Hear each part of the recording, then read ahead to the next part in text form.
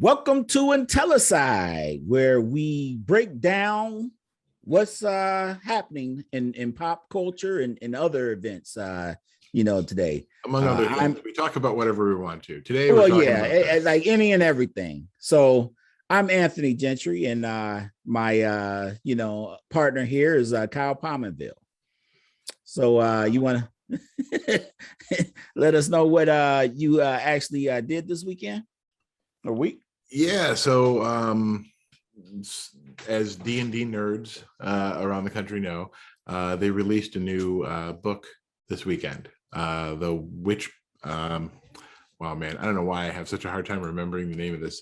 Wild Beyond the Witchlight, which it's a unique kind of book, right? Which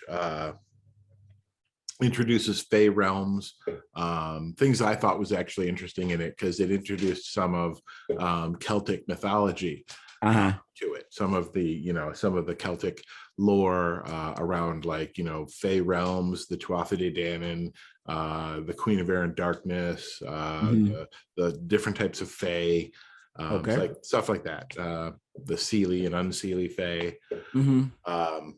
Just like, myths from Ireland and things like that, which I thought that was neat just to begin with. The other thing that is kind of interesting about it is that they created this book apparently to have you could get through the whole thing by design without ever doing any combat. So the whole thing's very role-playing heavy. Right. Yeah, that's good. And I, as a GM, I've encountered individuals that, they only want combat. They don't want any social interaction. You present them with a situation and it's like, as a matter of fact, term for it too. What's that? Murder hobos. People like, I'll admit, there was a period in my life, when I was younger, where we did that. Often, the games kind of devolved into endless, going from combat to combat. Like, whatever little plot there was just enough to string you from combat to combat. Well, right. And again, to me, I think is because I picked up role playing as a young teen. I want to say I was 12 when I first saw it, and then when I actually played, I think I was 13. And that's pretty much the age most individuals, especially like D&D, etc., pick it up. So obviously you're not that high thinking and subterfuge and things like that. You're right. It's interesting. I was going through some boxes in my basement recently, and I found some of my original D&D books from 1981, and like one of the original red cover D&D. Wow. Basic module, right, or basic book. And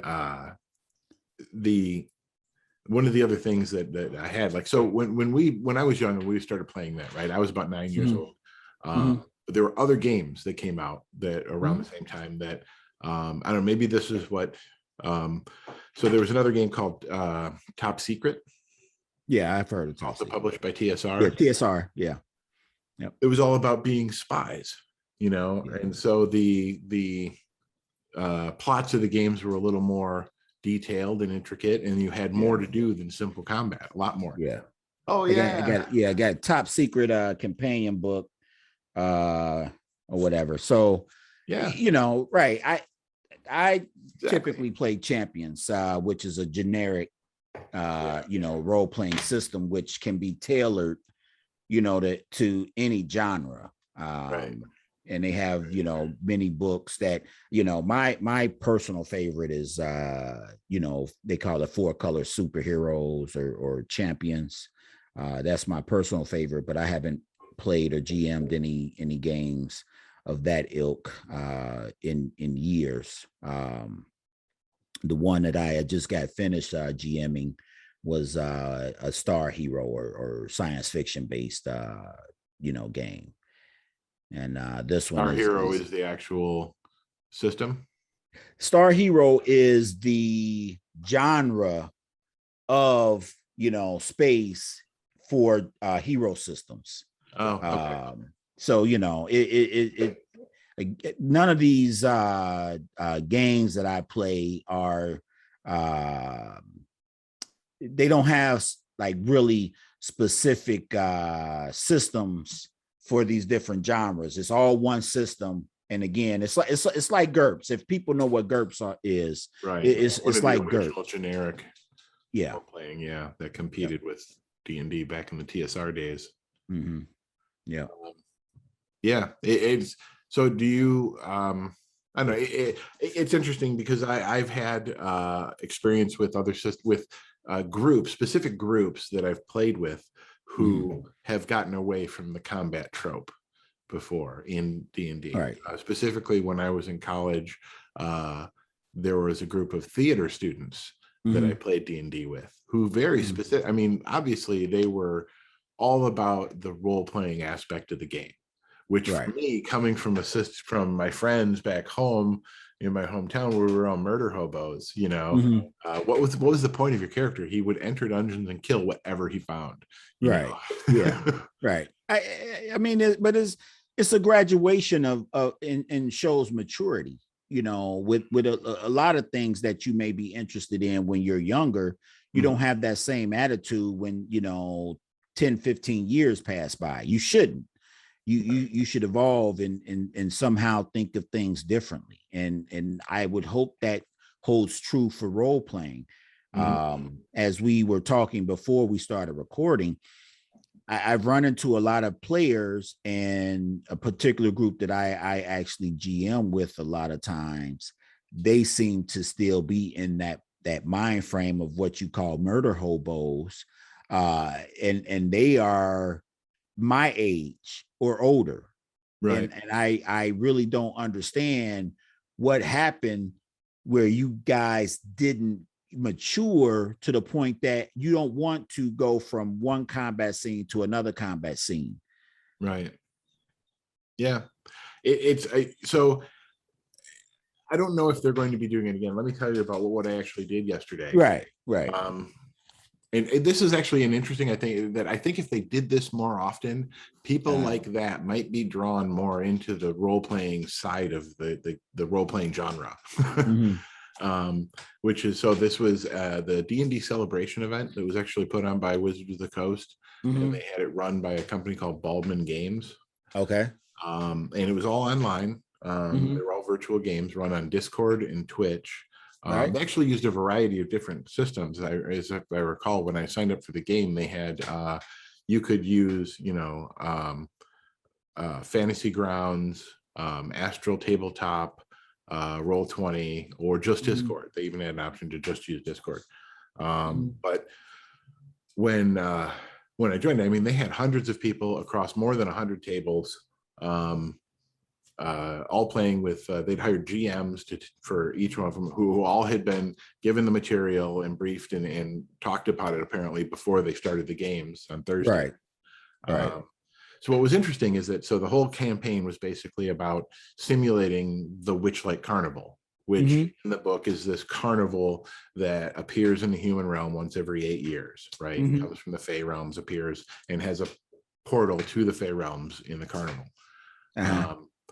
And the way they ran it was, each group would run through the module that they've got, in the first couple of modules that are involved in it. And they would have people that they employed who would, so the whole thing was hundreds of people on Discord, and then they used Twitch at the same time. And so Twitch was, they had a Twitch stream going that was the quote unquote big top. So they would do announcements and have people who actually performed on the big top, that everybody who was in Discord could hear at the same time, because they had everybody keep it up on a different window, on your browser. You'd open a different tab with the Twitch stream. And they had these two things. They had two different performances where everybody who was playing got an opportunity, if you wanted to sing or to perform in some way. And then they would pick people who volunteered, and they had 2 different shows where people got up and performed. And what was interesting is they had a woman who got up and sang. They had and you actually described like what your character, because your character was supposed to be doing it, but you didn't actually weren't on camera. It was all audio. Okay. But my group actually they composed and performed a poem. That one of the guys who was in my group, who's actually, I don't know who the guy was, what he does, but he was really talented, because he composed this poem like on the spot. And then another guy actually orchestrated the whole group to perform it, where we each had like a section to say. And he, like, in literally a span of minutes, like organized the whole party to perform the thing. And so like we all got on the Twitch stream and performed it when it was our time for the big top. Which was really, it was a unique experience. I've never done anything like that before. The other thing that they did is they had employees who would go from table to table in Discord as performers in the carnival to simulate a carnival atmosphere. And these were people who would do like card games and riddles and things like that. Now how did you simulate the card games when it was all audio? It wasn't. No, he actually, so it was a guy who's like this, he's on camera, but he would be in costume. And then he would have a table set up and he would tilt the camera down so you'd see the cards. And he would do like pick a card, and he would, and he would do card tricks like that. Okay. It was actually really cool. It was like you were at a carnival. The people that came to the separate tables, their video showed, but the individuals who were players, in the carnival, like you all, didn't have video. You just had audio. Correct. Okay. Correct. Yeah. So, well, if I don't know, here, let me. I'm going to share this real briefly. I just took a screenshot while I was doing it. Let me see where to go. Here it is. So this is actually my Discord screen. Oh, okay. When we were doing it, the guy up there in the middle of the top is the DM. That's me, the squirrel. Yeah, of course. And so yeah, they had like, I was at table 65. Who was the guy that you were saying was pretty smart? It was the guy in the middle right there, who actually, he's not, who Matthew Illard is? No. Matt Illard was the actor who played Shaggy in the live action Scooby-Doo. Okay. He actually runs a game company that does D&D. Oh, okay.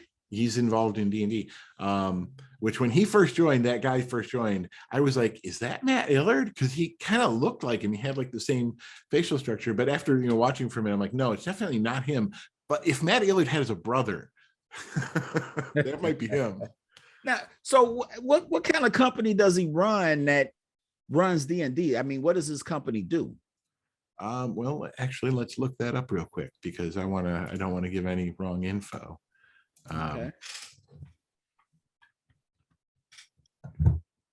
1 second to do that. Not a problem. But we're talking about people that are combat hobos or murder hobos, and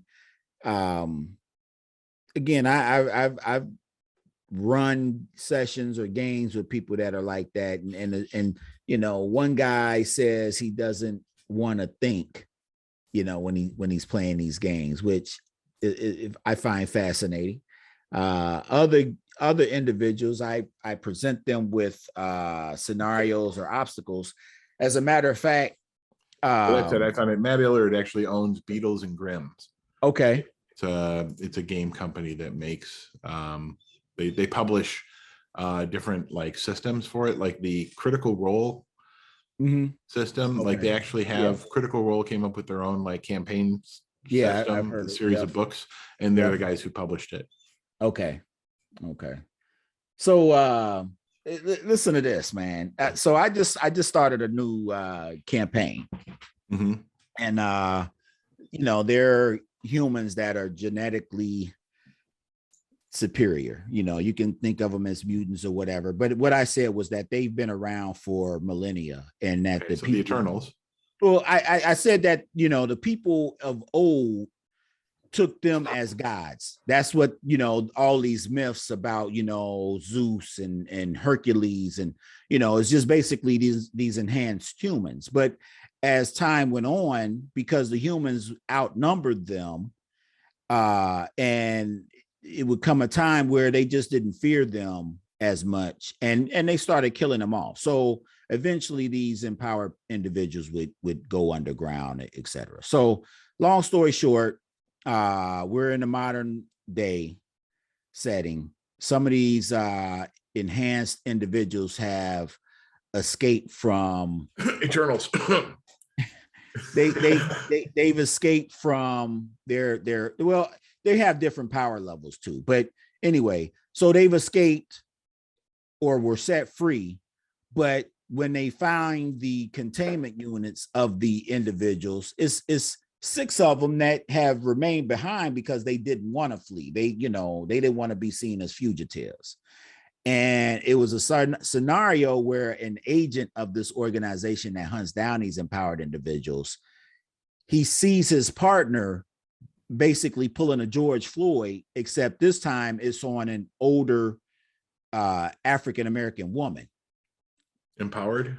Yeah, she's empowered, but none of the people are using their powers to get this agent off of the woman. There is only one other African-American man trying to pull him off of her. So the guy that's role playing the agent, he says, "Oh, I'm gonna go get handcuffs to handcuff these other people." I said, okay, really? That's what you're gonna do? So, you know, I told him when he got back, and he handcuffs everybody. I said, hey, they don't resist. You handcuff everybody, but the lady is dead now. And he's like, well, you know, I had to secure these other individuals. I said, wait a minute. I said, dude, they weren't fleeing. They weren't using their powers. They were not doing anything that, you know, it was necessary for you to leave this woman who is literally, you know, and I basically described the scene like with George Floyd, and he, you know, I was taken aback by that. And this is a guy that, you know, right, when the crap hits the fan, he's ready to take out his gun and shoot at the enemy. But because this wasn't an enemy per se, it was his partner, he just, okay. Wow. I said, wow. You know, you reminded me of something. I had a friend of mine I used to play D&D with, who is a federal agent. And I remember him telling me once that when it came to applying to being a federal agent, playing D&D was a huge asset, because he said a large part of the interview process was basically sitting in a room with people going, okay, you're in this scenario. What do you do? Right. Okay, this is the situation. This is where you're at. What do you do? And he's like, that's what D&D is, right? It's like this is the character. You're in this situation. What do you do? Right. And that's kind of what the whole thing. And a lot of that, I think, has to do with, you know, like you mentioned, is trying to weed people, because, you know, in a way, what these games are power fantasies. Right. And people are talking about, you know, what, and that's kind of one of the things about murder hobos, right? Is that it's like a cynical comment, like commentary on humankind and human nature, dude, because it's one of those things that people with power tend to abuse it, right? Bro, and that's it's the reason why Free Guy, and they addressed it like that, you know, like, right, people come in this game and they just go hog wild, killing people on the streets, because you don't see any ramifications from your actions when you're doing if you're given power but don't believe you have any consequences for you using it, right, then people tend to go absolutely nuts with it and hurt. Which is, but that's an interesting, you know, point to, you know, if you're playing a game like this, I have seen stuff like that before too, where you're like, you know, you're in the situation, what do you do? And someone's like, I'm going to do this terrible, like, you know, thing. And you're like, really? Usually, I mean, honestly, it is one of those things where, to me, when I'm running the game. A lot of times that becomes like a, okay, roll for initiative moment, when he's like, I'm going to handcuff everybody, roll for initiative. Yeah, I like to play scenarios where the character has to face moral dilemmas like that, and yeah, you can roll dice again, Yeah. and me and another guy we joke about it or whatever, because role-playing games, ROLE playing, yes, you are assuming the role of a character in this scenario, but a lot of people look at it as ROLL playing, and every time they want to roll some dice to do something. And I'm of the opinion you don't have to roll dice for everything. Your character has some disadvantages or quirks or whatever on the sheet. That's not the extent of everything that makes up your character. You can actually play the character without making a roll a lot of times. There are people who are theatrically inclined and of a mindset where they're able to inhabit another person, like to play a role like that. A lot of other people, when they attempt to do that, though, and this is where some psychologists have attempted to use D&D and a therapy, or role-playing games in general, not always D&D, is a therapeutic tool. Because sometimes people will use this as like a vent for the subconscious. Look, I printed this up for my game, and it's funny you mentioned that. I have a section in here that I printed up, and it's called The Role of a Lifetime, and I basically stated that, hey, it's like you are pretty much like an actor, and yes, you might not be a method actor in real life, but you are assuming the persona of this character that you've picked up, and you need to be living it like that's you. A lot of times people talk and they act like, hey, this is fake. No, don't act like it's fake. If you act like it's fake, then it's fake. But you need to act like, hey, if I'm gonna kill somebody, that's a real action. You don't just do it so nonchalantly. That has real consequences, right? Yeah, it's funny. One of those things that I remembered when you were talking about that is the theater group that I mentioned that I used to play with. One of the things that I remember they do is they were constantly rolling new characters. And one of the things that the several of the people like to do would be to roll for their alignment, their character's alignment, and they would make a thing of being able to. They were all about trying to inhabit this character. And for them, and this is kind of where I learned this, because I still say this to this day. A lot of D&D players or DMs, they get into a situation to say, "What do you do?" Well, really, what it should be is, okay, what will the character do in this situation?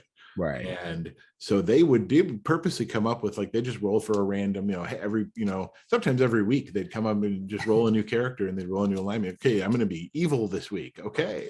And they would try to play an evil elf or whatever, and so they would just like come up with new characters that they're trying to inhabit just to stretch their theatrical skills. But I mean, most people have a hard time even you have a hard time even getting somebody to try to do a voice. Well, I mean, listen, it's an exercise in imagination, like you said, and some people have greater or bigger imaginations than others. But to me, it's just like any muscle. I can be the big hulking guy that you see that I go to the gym for 3 hours a day, right? Or I can be that guy that, hey, I go in there and I might do the treadmill for 10 minutes and then I'm done. Obviously, I'm not going to be in the same kind of shape as that person that's dedicating 3 hours. If you just, hey, I'm going to get into it. If this is something that you decide to pick up, at least go into it wholehearted and just try. I would say if you went in there and you try to set some effort behind your actions, you'd see some improvement. It might not be overnight, it might not be in the same session or even in the same campaign, but you see some improvement. That's kind of what the whole therapeutic use of D&D is kind of behind, like using it as a tool to stretch that muscle, you know, to give people more, try to give people more empathy, try to give people the experience of trying to put yourself in someone else's shoes. Exactly. In a way, which is, you know, part of what makes it, you know, such an interesting. So you said that you are hoping that they do more events like this. I really do. I hope that they do more. I don't know. It was really unique, right? Because they're trying to simulate a specific environment, a carnival, and they did it really well. I thought they were able to do that really well. I'm not sure how many other, you know, I would like to see them do, you know, obviously coming up on Halloween, some friends of mine and I are talking about doing like a one-shot Ravenloft themed horror like game. But I would like to see something like that organized by a professional company, you know, where you know, they see those actors stay employed and doing something. Okay. Yeah, I honestly it was well worth the money, because I can just imagine I paid, you know, $16 to play the game, and there was literally over 100 tables at least 4 people per table. So you're talking, you know, they made, I don't know, but it's actually, thinking about it, I mean, they made a decent chunk for a single game for a session, and then they ran sessions all day long. So over the course of the weekend, it's probably a decent income. So I don't know, if it does well, hopefully they'll do it again. Yeah, they probably will. You know, but I was just thinking that it would be cool if they made this, like, you know, this Faye event that you were talking about, if they only did that every 8 years. Oh yeah, real time. Have in 8 years from now, they're going to run the Witchlight Carnival again. Actually, that would be kind of cool. Yeah, in real time. Yep, in real time. Yes, sir. All right. So this is Intellicide. Recommending you check out Wild Beyond the Witchlight, and like and subscribe. Yes, sir. Please do. And signing off. I'll see you later, sir.